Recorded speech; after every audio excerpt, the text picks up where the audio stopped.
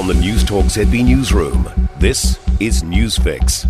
In this update, Donald Trump has been ordered by a jury to pay $83 million US in damages.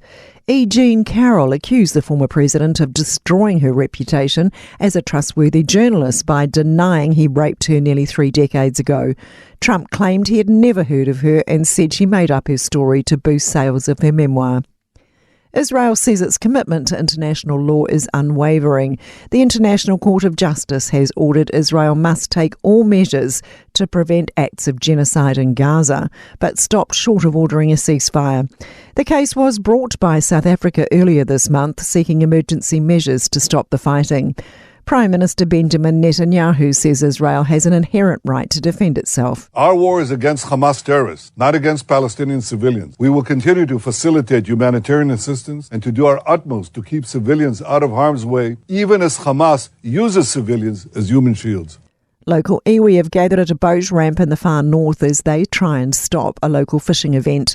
The Dartless Bay fishing competition has been held for 40 years, but some members of Ngāti Kahu say they haven't been consulted. Competition organiser Nick Ryan says protesters have gathered at Taipa and has stopped a few people going out. These people have a right to protest, but in the same way, people have a right to fish and they should be respected for that right as well. Freight through the Suez Canal has dropped by 45% in 2 months since attacks by Yemen's Houthi rebels forced shipping groups to divert. The United National Conference on Trade and Development is warning of higher inflation, uncertainty of food security and increased gashouse emissions.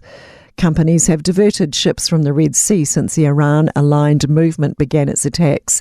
The US and UK, supported by other countries, have responded with airstrikes against the rebels. That's news. In sport, Manchester City have knocked Tottenham out of English football's FA Cup with a 1-0 victory in the 4th round in North London. A Nathan Ake strike in the 88th minute sealed it for the visitors. Meanwhile, Chelsea have drawn 0-0 with Aston Villa, as have Bristol City and Nottingham Forest, forcing replays. Canterbury Kings coach Peter Fulton has revealed a tie against the Wellington Firebirds would have been enough for his side to reach the T20 Super Smash final. Needing 3 to win from the last ball, a 6 from Zach Folkes handed the Kings a 4-wicket win over their foes.